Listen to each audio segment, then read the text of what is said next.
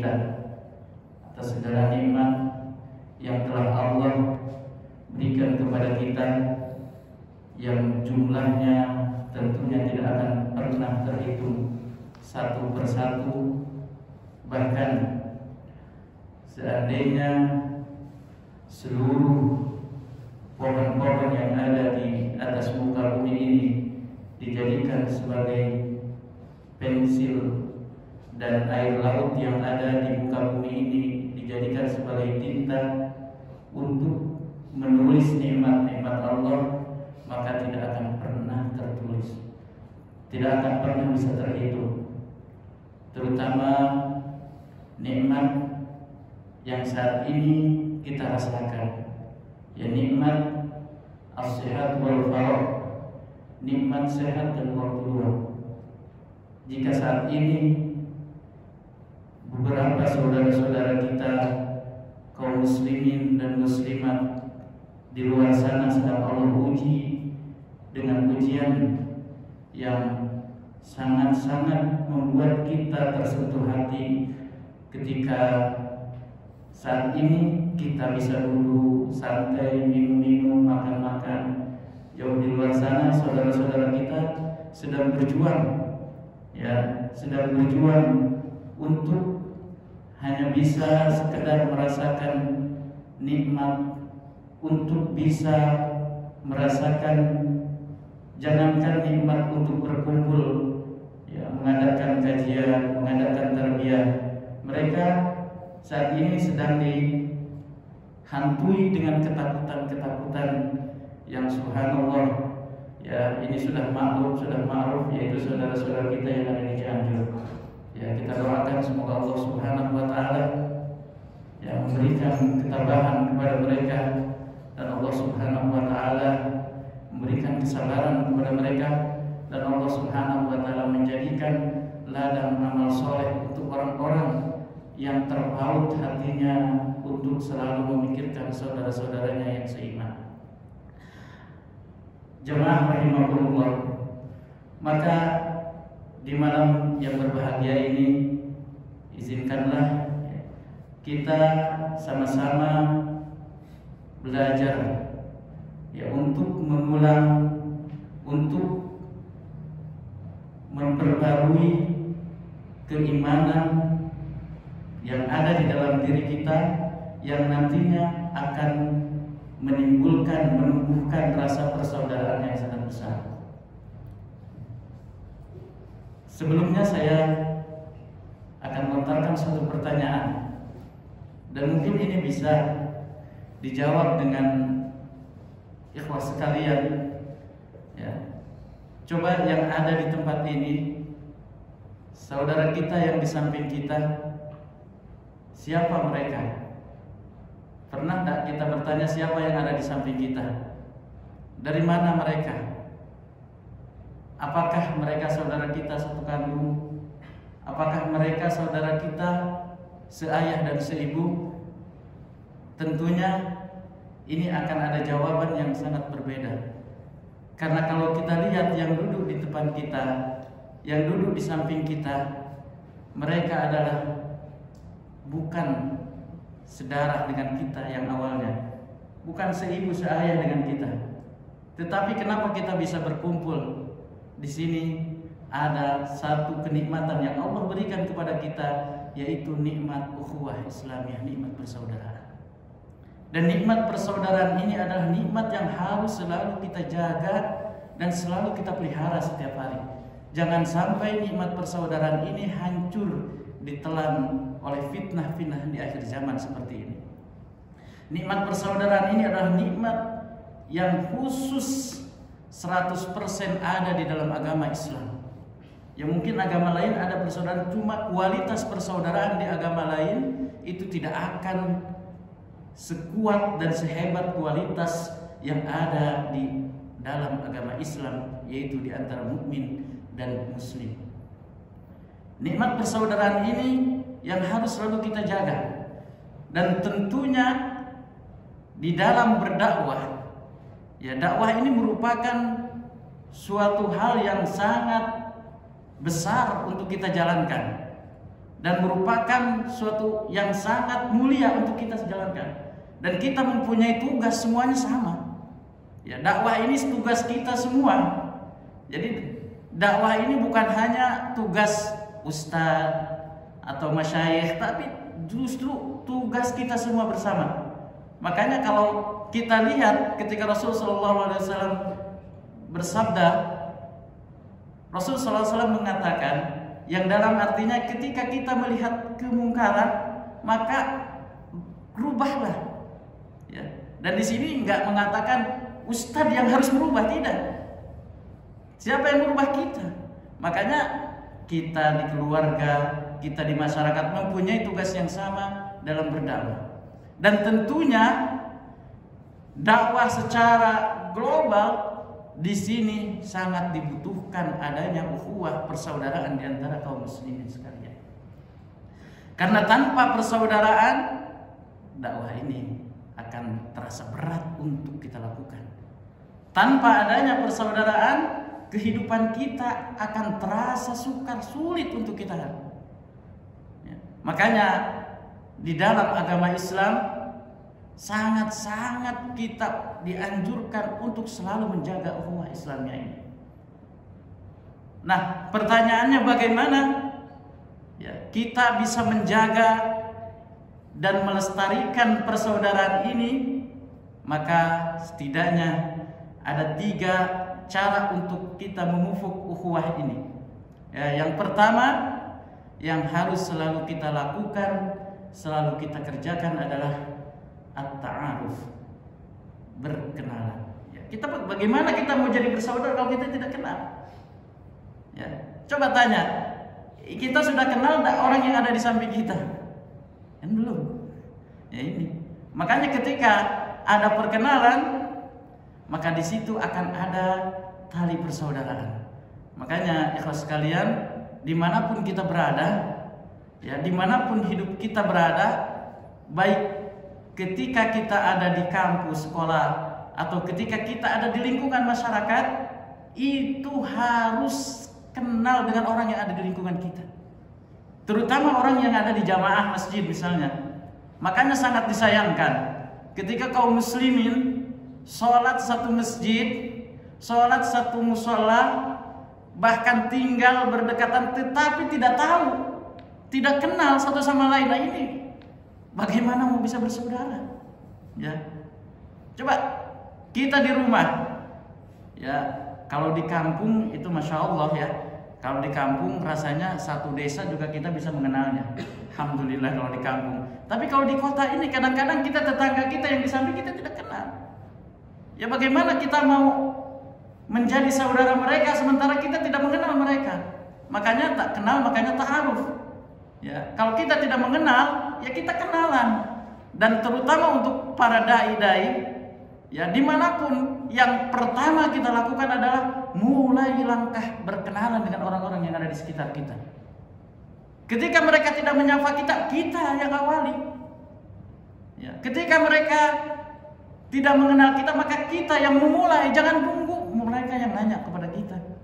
Ya, ini yang kadang-kadang kita lupa nih.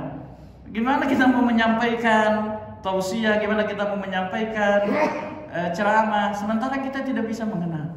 Ya terutama ya, nah PR ini untuk kita pulang dari sini, coba tetangga kita udah kenal semua belum?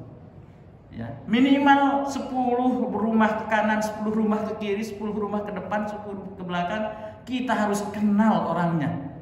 Harus kenal orangnya, dari mana asalnya, dengan siapa hidupnya. Ini akan menumbuhkan rasa persaudaraan di dalam diri kita. Ya, makanya Allah Subhanahu wa taala dalam Al-Qur'an berfirman, "Ya ayuhan nas, inna khalaqnakum min dzakarin wa unsa wa ja'alnakum syu'uban wa qabaila lita'arafu inna akramakum indallahi atqakum." Wahai sekalian manusia, kami menciptakan kalian itu dari laki-laki dan perempuan, dan kami jadikan berbeda-beda. Semua berbeda-beda. Ini yang tinggal di sini atau yang ada sekarang ada ini berbeda-beda. Ada yang dari Cianjur, ada yang dari Makassar, ada yang dari Bogor, ada kalau dari suku, ada suku Sunda, suku ini berbeda-beda. Kenapa Allah jadikan berbeda-beda? Lita'arafu, untuk saling mengenal. Ya. Untuk saling mengenal. Ketika sudah ada saling mengenal, ketika kita sudah mengenal, maka di situ akan timbul lahirlah ukhuwah Islamiyah, persaudaraan. Dan ternyata ketika kita sendiri, kita masih banyak saudara-saudara kita semukmin, semuslim yang sama-sama mempunyai misi untuk memperjuangkan dan untuk menebarkan i'la'u kalimatillah, untuk berdakwah di jalan Allah Subhanahu wa taala.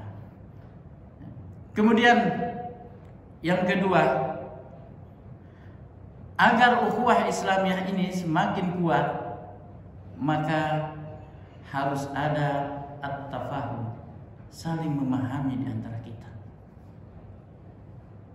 Saling memahami, maksudnya di sini adalah kita harus memahami teman kita, memahami saudara kita, memahami tetangga kita, memahami orang-orang yang ada di sekitar kita, sehingga pada nantinya kita bisa saling menutupi kekurangan, kita bisa saling menutupi aib sesama saudara kita bisa saling memperjuangkan di dalam berdakwah ini. Bagaimana persaudaraan bisa tumbuh kalau kita tidak mempunyai jiwa untuk memahami saudara kita? Ya. Bagaimana persaudaraan ini bisa berkembang sementara kita hanya memikirkan diri kita sendiri? Kita egois dengan diri kita. Ya, terutama dalam berdakwah ini, ikhwas sekalian, azani Allah wa iyyakum, tantangan yang juga sangat besar harus kita hadapi adalah ini kita saling memahami, karena tentunya kita ini berbeda-beda latar belakang, berbeda-beda metode cara berdakwah. Kalau kita tidak memahami tafahum di sini, maka kita akan saling menjatuhkan satu sama lain antara para dai. Kenapa terjadi sikut kanan sikut kiri antara para pendakwah? Karena tidak sadar dengan adanya tafahum di sini.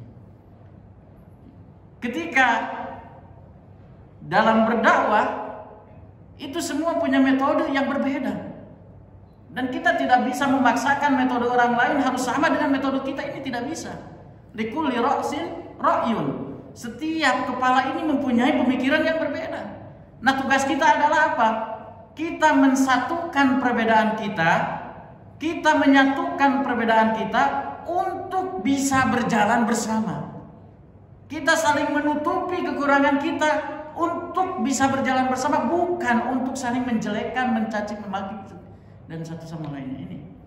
Ya, mudah-mudahan kita tidak terjadi ya ikhwas sekalian. Ya, sangat disayangkan ya. Apalagi di zaman media sosial yang begitu dahsyat fitnahnya ini. Ya, ketika ada ustadz yang menyalahkan ustadz yang lainnya secara umum, ya. Kalau kita lihat Imam Ahmad bin Hanbal, ketika ada muridnya sedang melakukan taklim di masjid, kemudian ada yang salah yang dikatakan oleh muridnya tersebut. Apa yang dilakukan Imam Ahmad? Apakah menegurnya langsung? Weh, salah Anda. Apa yang dilakukan Imam Ahmad? Dia tunggu sampai orang semua tidak ada. Dia tunggu sampai jamaah sudah pulang semua, baru dia berbicara dengan tenang, berbicara dengan baik, berbicara dengan etika. Nah, di situ ya, karena manusia tentunya tidak akan luput dari kesalahan, tapi bukan berarti kesalahan-kesalahan ini yang harus dibesar-besarkan sehingga menjatuhkan satu sama lain di antara para pendakwah Islamnya. Ya, mudah-mudahan kita tidak terjadi. Karena apa? Karena tantangan terbesar ini adalah tantangan ya untuk menyatukan misi kita seperti ini. Ya, makanya dalam hadis Rasulullah SAW menyampaikan al-mu'min lil mu'min kal bunyan yashuddu ba'duhu ba'dha. Mukmin yang satu dengan mukmin yang lain itu seperti bangunan yang saling menguatkan satu sama lain. Kita lihat masjid ini. Seandainya masjid ini tidak mempunyai 4 juru atau 4 tiang, 4 pilar, maka mungkin tidak akan bisa berdiri seperti ini. Seandainya satu tiangnya kita patahkan, maka saya yakin akan miring juga masjidnya. Seandainya yang menjadi penopang tiang-tiang ini cuma ada satu, maka saya yakin tidak akan berdiri dengan seperti ini. Begitupun dengan muslim saudara kita ini. Kita ini kal jasadil wahid, seperti satu tubuh. Ketika satu tubuh merasakan sakit, yang lainnya ikut sakit. Makanya kita lihat ketika terjadi gempa di Cianjur, ya, apa yang menjadi penggerak mereka untuk datang ke sana? Padahal mereka mungkin tidak kenal satu sama lain, tidak kenal. Tetapi apa yang menggerakkan kepada mereka? Ini ada persaudaraan di dalam hati, sehingga mau kenal atau tidak datang untuk melihat saudara-saudara kita, untuk membantu saudara-saudara kita yang kena musibah. Ini harusnya seperti ini muslim. Nah, coba kita lihat di jalan. Saya kemarin pas lewat, subhanallah, TNI-nya ada, polisinya ada, ormas-ormasnya segala macam ada. Subhanallah, seandainya dalam berdakwah mereka bersatu seperti menghadapi musibah seperti ini, maka saya yakin Islam akan lebih jaya sampai ke dunia. Seandainya dalam berdakwah bersatu seperti halnya kita bersatu ketika membantu saudara-saudara kita yang kena musibah, maka insya Allah dakwah ini akan semakin pesat, akan semakin dahsyat, luar biasa. Ya, subhanallah, ada TNI-nya, ada ininya, ada dari macam segala macamnya. Ya, ini adalah yang menggerakkan, kembali lagi, ini adalah yang menggerakkan adalah adanya rasa persaudaraan di dalam hati kita. Dan ini adalah tugas kita. Maka dari sekarang kokohkan, perkuat agar kita bisa membawa syiar Islam dan menyampaikannya kepada orang-orang yang menjadi target untuk kita dakwah. Sebelum kita terjun ke lapangan dakwah, ini harus jauh-jauh hari tertanam dalam diri kita. Harus jauh-jauh hari tertanam sifat seperti ini dalam hati kita.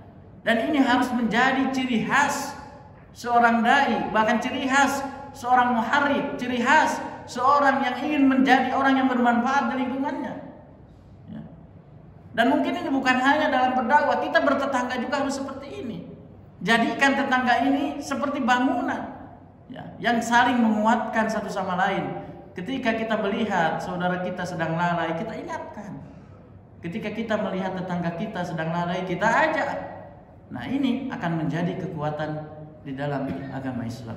Kemudian yang ketiga, yang terakhir, ya, agar persaudaraan ini semakin kokoh dan semakin kuat, harus ada di dalam diri kita sifat at-ta'awun, saling menolong.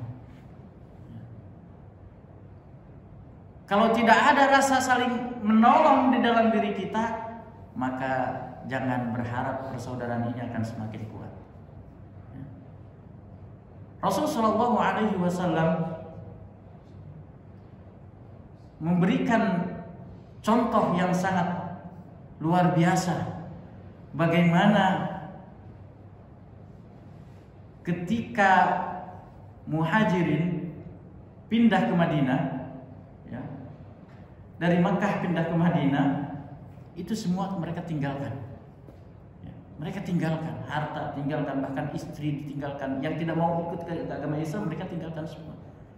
Ada dua sahabat yang Rasulullah SAW jadikan contoh untuk kita, yaitu Abdurrahman bin Auf. Ya, ketika Abdurrahman bin Auf saat itu dipersaudarakan oleh Rasulullah SAW dengan Sa'ad, apa yang dikatakan oleh Sa'ad? Ya Abdurrahman, saya ini mempunyai tempat tinggal dan saya mempunyai 2 istri. Anda datang dari Mekah ke sini tidak bawa apa-apa, maka pilihlah rumah yang mau ditinggalin dan pilihlah salah satu istri saya, nanti akan saya talak. Dan setelah beres masa idahnya kamu nikahi. Subhanallah, luar biasa. Ini ikhwah kita ada seperti itu. Ini yang ada kan sampai seperti itu, ya, subhanallah. Ada tahun, ya, ada tahun di dalamnya. Makanya la yu'minu ahadukum hatta yuhibba li akhihi ma yuhibba li nafsihi. Tidaklah sempurna iman salah satu di antara kalian sehingga mencintai saudaranya seperti halnya mencintai diri kita sendiri. Sampai belum kita ke situ? Udah sampai enggak kita ke situ? Ada enggak rasa di dalam diri kita untuk mencintai saudara kita seperti halnya kita mencintai diri sendiri? Maksudnya apa? Ketika saudara kita membutuhkan dan kita bisa membantu, kita bantu. Ini ta'awun namanya. Dalam berdakwah kita ta'awun. Ketika saudara kita kekurangan dan kita ada lebih, kita cukupkan mereka. Kita bantu, kita saling mencukupi, kita saling menolong. Ya. Dan saling tolong menolong ini merupakan ciri khas orang yang mempunyai cinta yang tulus di dalam dirinya. Ya.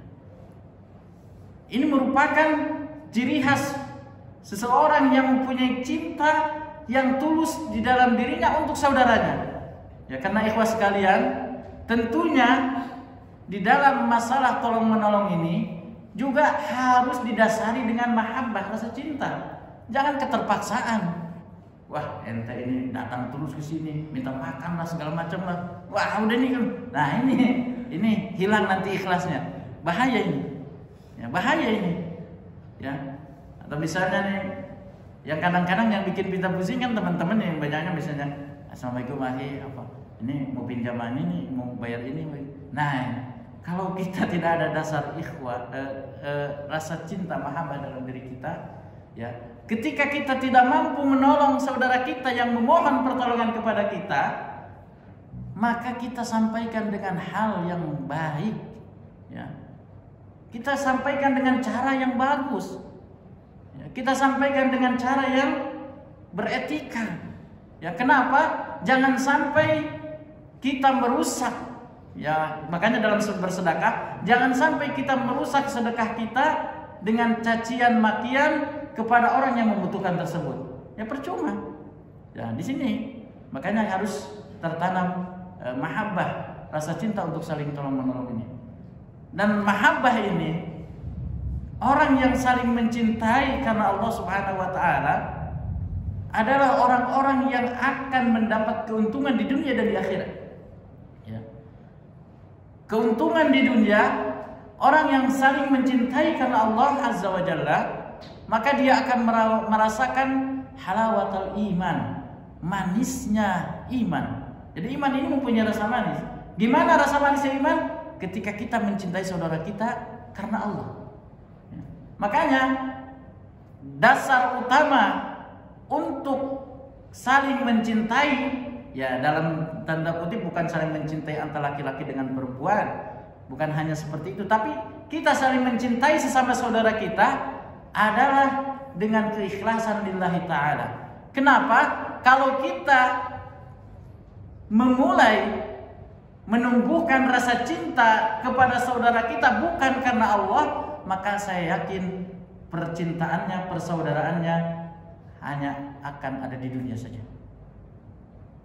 Ketika kita mencintai saudara kita karena melihat dari hartanya, wah ini teman saya kaya nih, sekali-kali kalau saya butuh bisa saya pinjam atau saya minta. Wah, saya mau dekat sama dia karena hartanya. Saya yakin ketika dia jatuh bangkrut akan ditinggalkan. Kenapa? Karena hanya melihat harta. Ketika kita mencintai saudara kita hanya karena pangkat saja, wah ini pangkatnya tinggi nih. Kalau di kampus ini pangkatnya tinggi, ketika saya dekat dengan dia urusan-urusan bisa dimudahkan. Ketika dia jatuh dari pangkatnya maka akan berhenti juga rasa mahabbahnya di situ. Ketika kita mencintai saudara kita karena ketampanannya, karena keelokannya, maka saya yakin ketika hilang apa yang menjadi dasar tadi, maka akan hilang juga rasa persaudaraan dan percintaan. Makanya ketika seseorang mencintai saudaranya karena Allah Azza wa Jalla, saya yakin dalam kondisi apapun tidak akan pernah terputus persaudaraannya. Baik dia miskin ataupun kaya, baik dia orang mana, orang suku mana, orang ini, orang itu, ketika didasari dengan rasa cinta karena Allah, maka akan selalu tumbuh mekar di dalam persaudaraannya. Makanya di dalam satu hadis Rasulullah SAW menjelaskan ketika di hari kiamat nanti, ya, ada 7 golongan yang akan mendapatkan naungan perlindungan langsung dari Allah Azza wa Jalla, ketika tidak ada lagi perlindungan kecuali hanya perlindungan Allah. Salah satunya apa? Rajulani tahabba fillahi ijtama'a alaihi wa tafarraqu alaihi. 2 orang yang saling mencintai karena Allah, dia bersama juga karena Allah, dia berpisah juga karena Allah, maka 2 orang tersebut akan mendapatkan naungan perlindungan langsung dari Allah Azza wa Jalla di hari kiamat nanti. Maka ikhwas sekalian, ini penting untuk kita jadikan pondasi dasar langkah kita, ya. Ketika kita berteman, ketika kita bergabung di dalam suatu ormas, ketika kita bergabung di masyarakat, tumbuhkan hal yang utama adalah mencintai orang tersebut karena Allah Azza wa Jalla. Ya, salahnya ya banyak teman-teman yang ikut-ikutan atau banyak orang yang bermasyarakat tidak ada rasa cinta karena Allah, sehingga banyak terjadi perselisihan, banyak terjadi pertentangan, banyak terjadi permusuhan, nauzubillah, bahkan pertikaian-pertikaian yang tidak kita harapkan. Dan ini semoga tidak ada di dalam jiwa-jiwa para dai-dai sekalian. Semoga tidak ada di dalam jiwa-jiwa kita yang selalu mengharapkan ridha Allah Subhanahu wa taala. Semoga Allah Subhanahu wa taala mengumpulkan kita di tempat ini atas dasar persaudaraan ukhuwah Islamiyah, dan semoga Allah Subhanahu wa taala mengumpulkan kita kembali di jannahnya sebagai orang-orang mukmin, orang-orang muslim yang saling mencintai karena Allah Subhanahu wa taala. Mungkin ini yang dapat saya sampaikan di dalam kesempatan ini, karena tidak sudah mendekati waktu Isya. Ya, semoga Allah Subhanahu wa taala memberikan manfaat atas apa yang telah saya sampaikan, dan tentunya yang benarnya adalah taufik dan hidayah dari Allah Subhanahu wa taala, dan yang salahnya adalah dari kebodohan saya pribadi. Maka ambillah yang benarnya dan tinggalkan yang salahnya. Subhanakallahumma wa bihamdika asyhadu an la ilaha illa anta astaghfiruka wa atubu ilaik. Assalamualaikum warahmatullahi wabarakatuh.